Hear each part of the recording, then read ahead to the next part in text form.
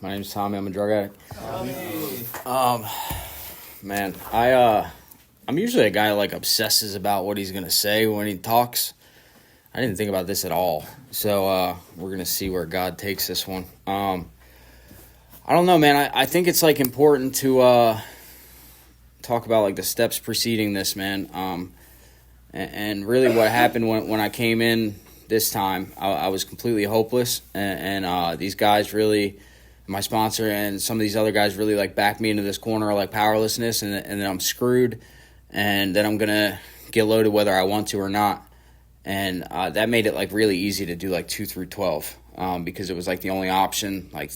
It was that or get loaded and die is the point that I came to.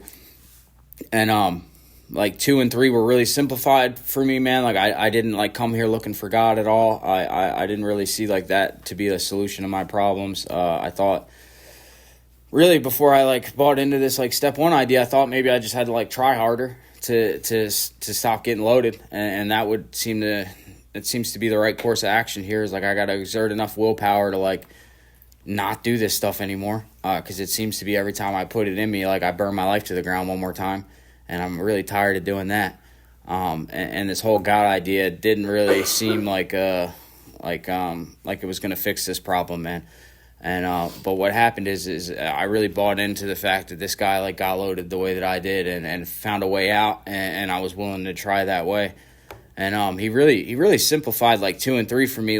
2, it was pretty much how good's it going your way, you know? And it wasn't going good. I was in a homeless shelter. I had 4.5 months sober, man, because I was in a treatment center, and then I left that treatment center, and I landed in a homeless shelter, and I couldn't find a job, and stuff was not going good for me. And I don't know. I know for sure that if I didn't go through with the rest of this work, that I would have gotten loaded. I would be on the streets of Kensington again, or I would be dead. I'm 100% certain of that fact, man.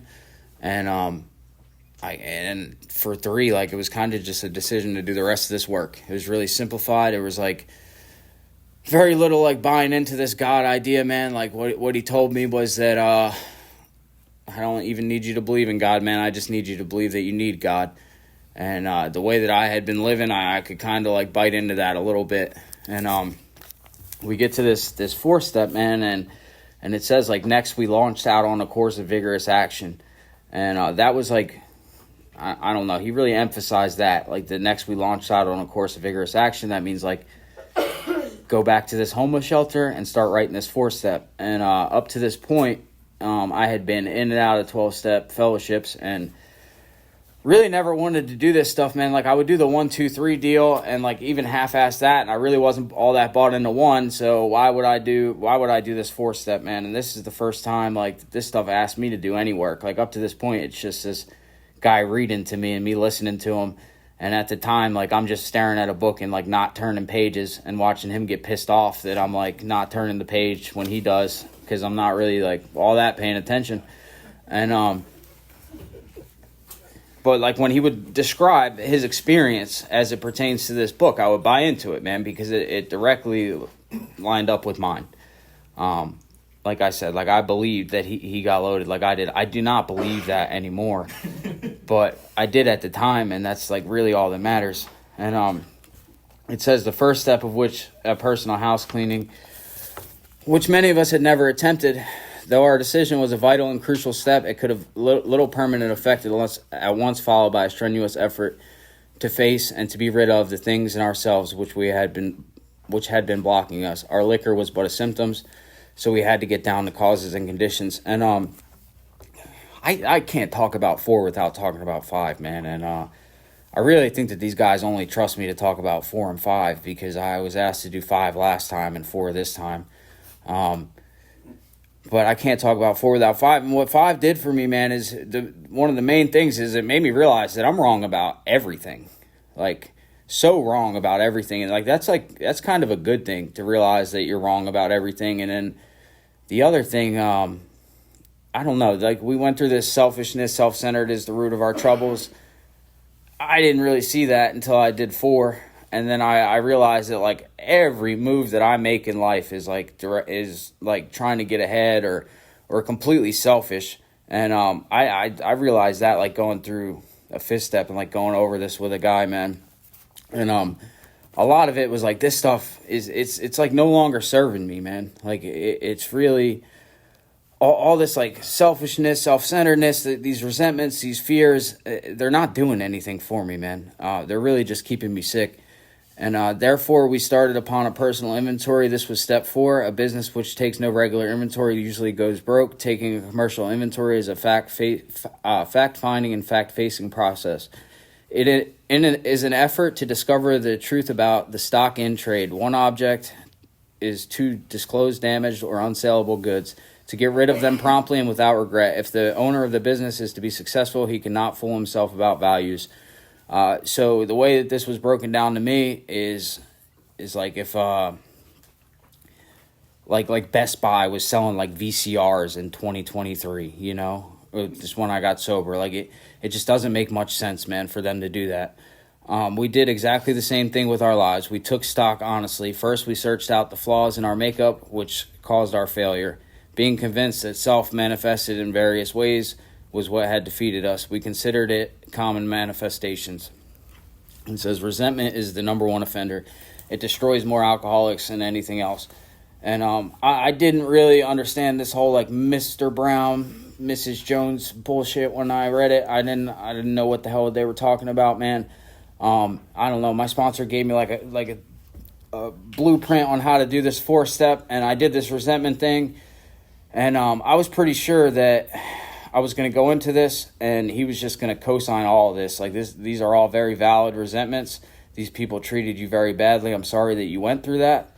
And we'll just move on to the fears, man, because I had like this victim mentality my whole life, and I was pretty sure that I got loaded because of my parents and like this like sexual abuse stuff, man. And we're going through these resentments, man, and especially like the ones against my parents is this like drastic shift happened for me, because he kind of broke it down like how good of a son were you, man, and like how much are you showing up for your son now, and how much have you shown up for your son since he was born? Like you're doing the same thing that your parents did.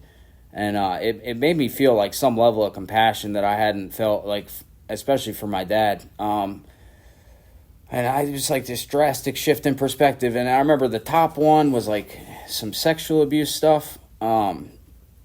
And I remember like arguing with this guy basically about how right I am, that this guy's a piece of shit. And, you know, that it was really messed up what he did. And I remember my sponsor telling me like, yeah, so what if you're right, man? So what if you're right that this guy is a piece of shit and what he did was wrong? Then what? And I don't know, man. It really came down to what I did with this stuff. Like, yeah, that happened. I also used it as like an excuse to get loaded for however many years and hurt people and perpetuate this cycle, man. And I did the same thing with like how I was raised. Like, I'm doing the same thing with my son, and I'm blaming it on them. Like, I don't know how to raise a kid. Like, they didn't raise me, that type of thing, man. And it comes down to like what I'm doing with this stuff. And then those were like the 3 main ones that and such a drastic perspective change when I went through this.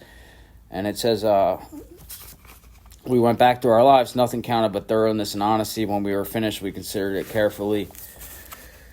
It says it is plain that a life which includes deep resentment leads only to futility and unhappiness. To the precise extent that we permit these, do we squander the hours that might have been worthwhile. But with the alcoholic, whose hope is the maintenance and growth of a spiritual experience, this business of resentment is infinitely grave. We have found that it is fatal, for when harboring such feelings, we shut ourselves off from the sunlight of a spirit. The insanity of alcohol returns and we drink again, and with us to drink is to die. And that's all that this, it's like a blocker between me and God, all this resentment, man. And I'm really, at the time, like really resentful towards the world, man. Like I'm resentful at the cards I got dealt, and like the kind of like the actor running the show type deal. Like, man, like if everybody would just act accordingly, my life would go pretty smooth. And I don't see that this stuff is like killing me, man. I don't see how this like applies to to my alcoholism and how it's getting me loaded until like I go through this work. And it says at the bottom, we realized that people who wronged us were perhaps spiritually sick. Though we did not like their symptoms and the way they disturbed us, like ourselves, we were sick too. We asked God to help us show them the same tolerance, pity, and patience that we would cheerfully grant a sick friend. When a person offended, we said to ourselves, this is a sick man. How can I be helpful to him? God save me from being angry. Thy will be done. And that's what I had to do with some of these, man, because I felt like I was right. They were like justified resentments, you know, and I had to learn to give like the same compassion and same forgiveness that I would want, you know, because I've done a lot of like slime ball stuff in my life and kind of expect to be forgiven for that stuff. And really, especially if I did it getting loaded, because I'm like, oh, well, just charge it to the game, you know. It wasn't personal at all, man. It just kind of happened, and I just have this very delusional view on life, and like how the world is treating me, and I don't want to forgive anybody else, but I want to be forgiven for all the stuff that I did, and I judge myself on like my intentions and other people on their actions, and like I didn't intend for that to happen, so it's not a big deal. And just so delusional, man. And we avoid retaliation or argument. We wouldn't want to treat sick people that way. If we do, we destroy our chance of being helpful. We cannot be helpful to all people, but at least God will show us how to take a kindly and tolerant view of each and every one. And I could probably do a better job of this today with this sick man's prayer, and because I can still let some like BS resentments like really run my life. Like just one example that's sticking out, it's because Caleb's in the room probably. Caleb was sponsoring a bunch of guys I was living with at a halfway house, and I got pretty resentful at Caleb because I was pretty sure that his sponsorship is why these guys were acting that way. And Caleb is like one of my closest friends and a really good guy, but I like really resented this dude because of the way his sponsees were behaving. And that's like the delusional resentments that I can come up with in my head, man. And and getting into fears, it says, notice that the word fear is bracketed alongside difficulties with Mr. Brown, Mrs. Jones, the employer, and the wife. This short word somehow touches about every aspect of our lives. It was an evil and corroding thread. The fabric of our existence was shot through with it. It set in motion trains of circumstances which brought us misfortune we felt we didn't deserve, but did not we ourselves set the ball rolling. And that's me to a T, man. I put myself in a position to later be hurt. And it says we reviewed our fears thoroughly. We put them on paper, even though we had no resentment in connection to them. And this fears thing, a lot of it was, I don't know, man. Fears I had my whole life. These fears of like not being good enough, and these fears of when I got sober, it was like fears of not being the father that I wanted to be. And fears of not being able to stay sober, which I came to realize that I can't stay sober, man. I can't. Like, I will get loaded again unless I put something between me and the next one.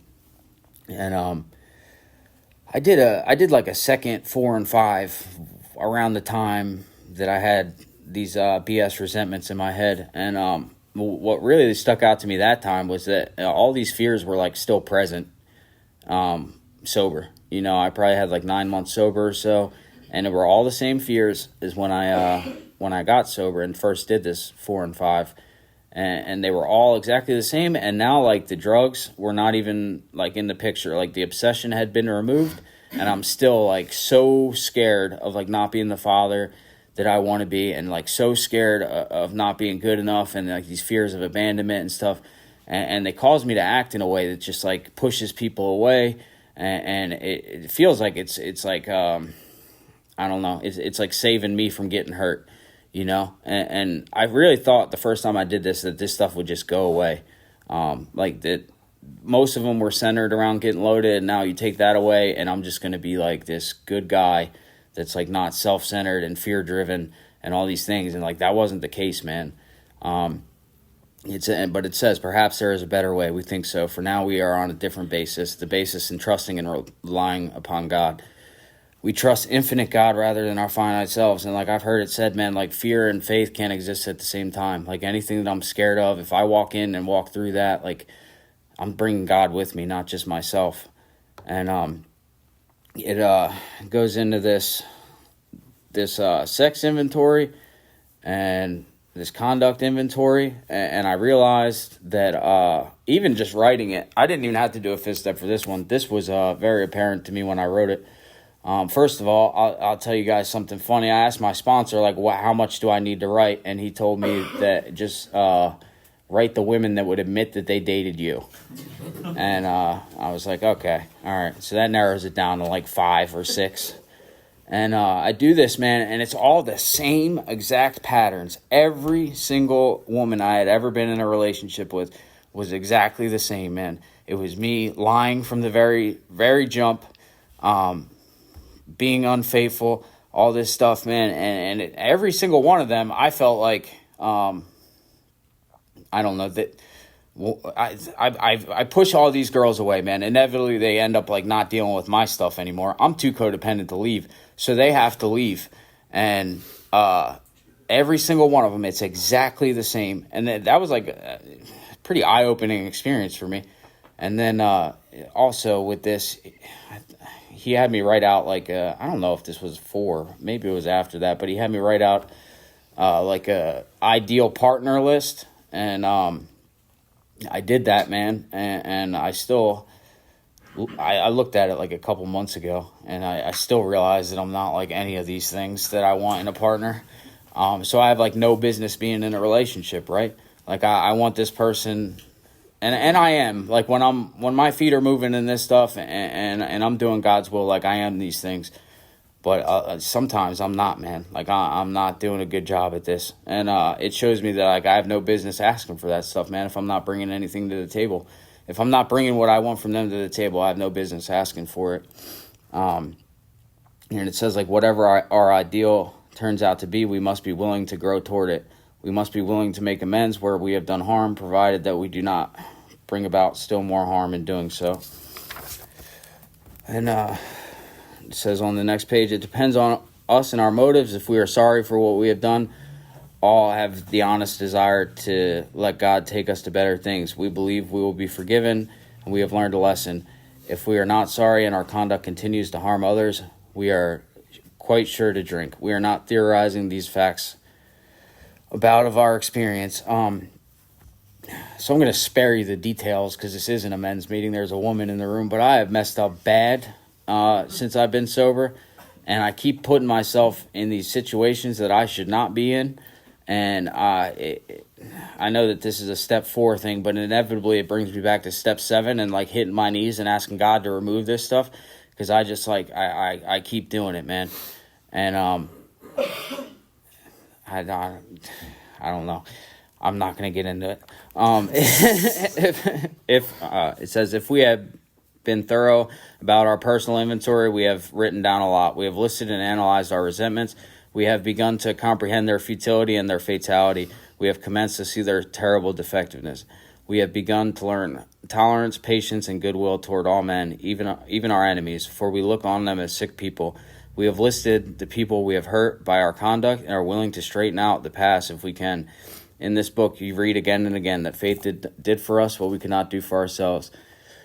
We hope you are convinced now that God can remove whatever self-will has blocked you off from him. If you have already made a decision and your inventory of grosser handicaps, you have made a good beginning. That being so that you have swallowed and digested some big chunks about yourself. And I say that I have to like do 5 after this, man, because I'm like very delusional and self-centered, and I don't see like most of this stuff. Like I saw the I saw the stuff in like the conduct inventory. That was pretty clear. But everything else, like how these fears are running my life and how these resentments are very much keeping me sick. And most of them are like not even valid at all. Like they're just bullshit. I don't see any of that stuff until like going through this work with a sponsor and him pointing this kind of stuff out to me. And like I had like a really powerful experience in step 5. Like that's when I bought into this whole deal, man. And I don't know. I won't get too much into step 5, man. I hope that stuff made sense to you guys. Thank you for letting me share.